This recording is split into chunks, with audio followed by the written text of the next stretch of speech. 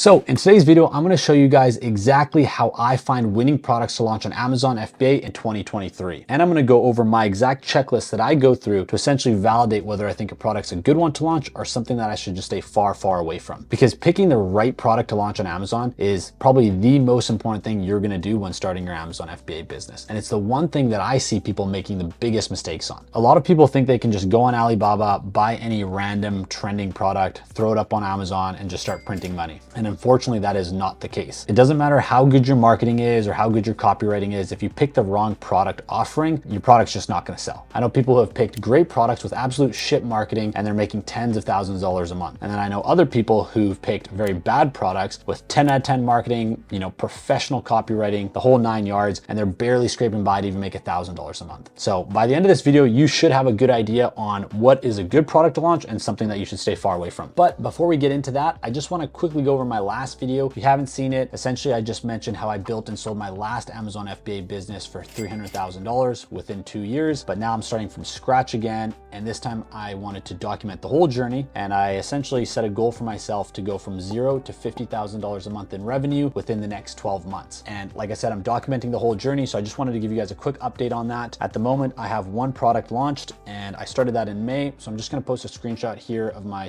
Amazon seller account for the month of May. You guys can see I did just over $1,500, close to $1,600, which is not great, I know, but let's fast forward to June. So you can see here in June, I did just over $8,000 in revenue, which I'm pretty happy about. What is that? That's a 5x increase in 1 month. So definitely can't complain with that. I think the reason for the massive jump in sales was due to, obviously in May, it's the first month that's usually going to be your slowest. I didn't have any reviews and I also wasn't ranking for any keywords or what people search for on Amazon, if you don't know that. So I wasn't ranking at the top page for any of the keywords. I started getting some momentum going into June, and it was also Father's Day in June, which I think gave me a good boost because my product could be bought for fathers. It's not really meant for fathers, but I could see how people would buy it for their dad. And I noticed a quick increase in sales the week before Father's Day. So that helped. Going into July, I'm on pace to do around the same, around $8,000. So I'll keep you guys posted on July. And I also got 2 more products launching in the next 3 to 4 weeks. They're just on their way from the manufacturer to the Amazon warehouse right now. And then I've got another one launching closer to the end of August. So I'll be keeping you guys posted with all of that. If you'd like to follow along, just make sure you hit the subscribe button. Now getting into how I find winning products to launch on Amazon. So I'm going to try to make this as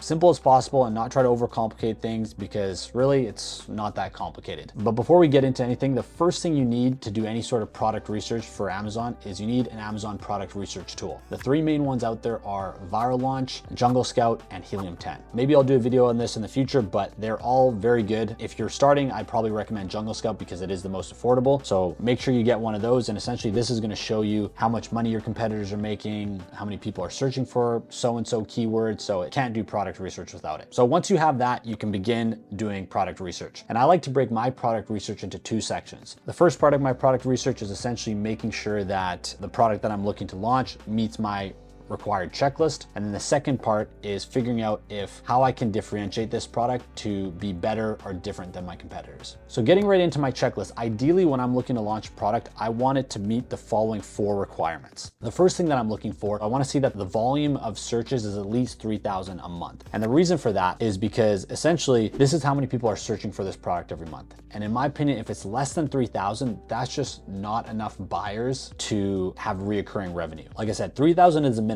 The more the better. If you can find a product that has 9,000 searches a month or 100,000 searches a month, obviously that's a lot better, but 3,000 is the absolute minimum. If it's anything less than that, I usually try and stay away from it just because that's not enough people, right? If you have this great product but nobody's searching for it online, are you really going to sell any? Probably not. The next thing that I'm looking for is I want to see that the average revenue of the top 10 sellers is over $10,000 a month. And once again, this is pretty obvious. I want to make sure that people are actually making money selling this product. If you don't know, the average profit margin when selling on Amazon is around 30%. So let's say if you're selling about $10,000 in revenue, your profit is about $3,000 a month. So In my opinion, anything less than $10,000 is just something that I would rather stay away from because, you know, I don't want to spend the money on launching this product just to be making $1,000 a month. Once again, guys, this is the minimum is 10,000. If it's higher, if it's 20, 30, that's even better. But for my checklist purposes, I want to make sure that at least the average income is over $10,000 a month. So the next thing I look for is the competition. And what I like to see is that the average reviews amongst the top 10 listings is less than 500 reviews. And once again, for this one, the lower the better. So if it's under average of 300 reviews, that's a home run, right? But there's not that many products out there. I think you can still get away with having an average reviews of 500, but there are exceptions to this, guys. So in some cases, you can launch a product that has over 500 reviews, but this is up to you guys. It depends on the product. And if that is the case, you really have to make sure that your product is better or different than the competitors currently launching that product. So I'll go over this a little bit more in the second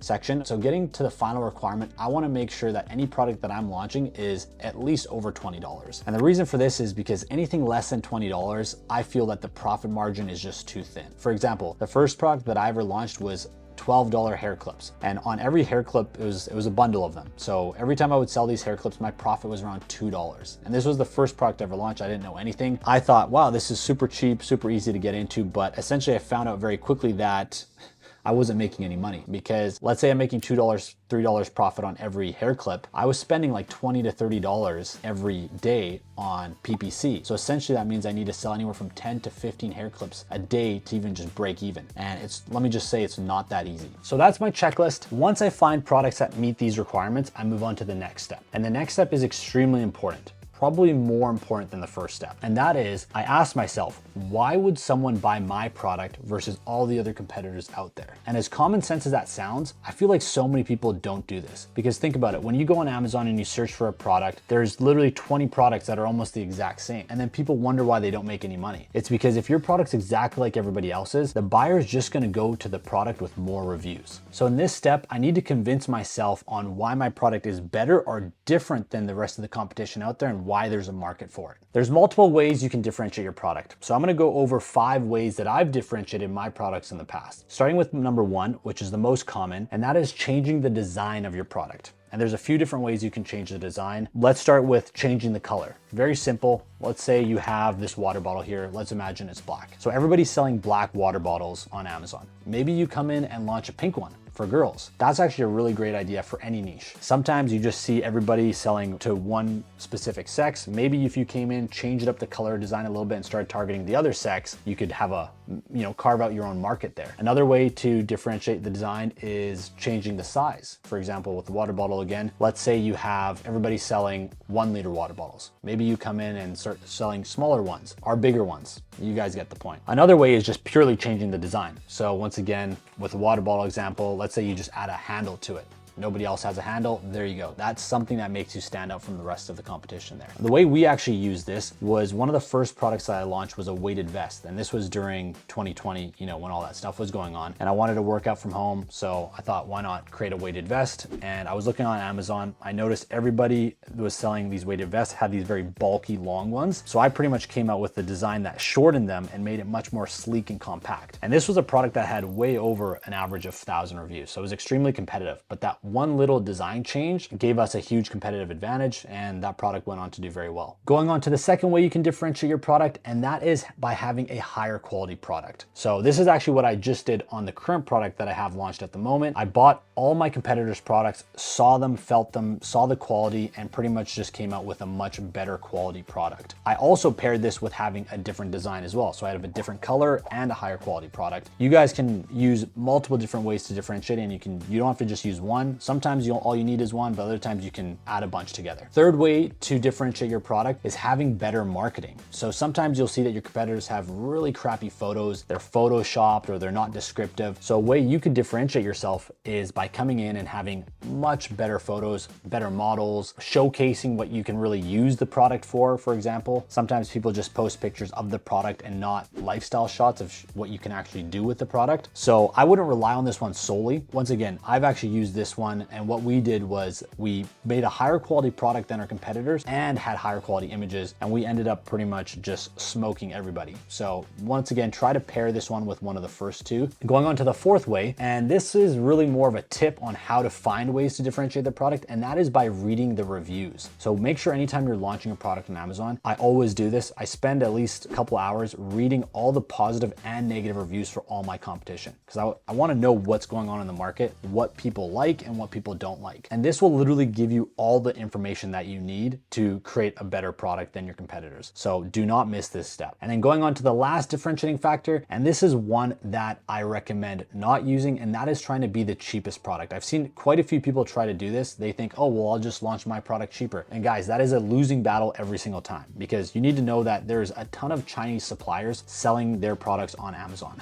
and there's no way you can compete with those guys. You're gonna pretty much just keep bringing your price down until the point where there's no profits left for you to be made. In my opinion, you should do the complete opposite. You should try to be the most expensive product and the highest quality product, and try to differentiate yourself that way versus on the reverse end. With all that being said, guys, if there's one thing you're gonna take from this video, it would be that before you launch a product on Amazon, you need to ask yourself that one question, which is, why would someone buy my product versus all the other products already on Amazon? You really have to be realistic and put yourself in the buyer's shoes. Imagine you're on Amazon searching for whatever, and you see your product with 0 reviews, and then you see another one with 1,000 reviews. People don't want to risk their hard-earned money on a product with 0 reviews. So there really needs to be a compelling reason for why they would take the risk on yours, right? There needs to be some sort of differentiating factor where they say, you know what, I like that one, I'm gonna go with that one, even though this one has 1,000 reviews. So that's pretty much it, guys. That's how I do my product research and how I find winning products to launch. Hope that helped you guys, and I'll see you on the next one.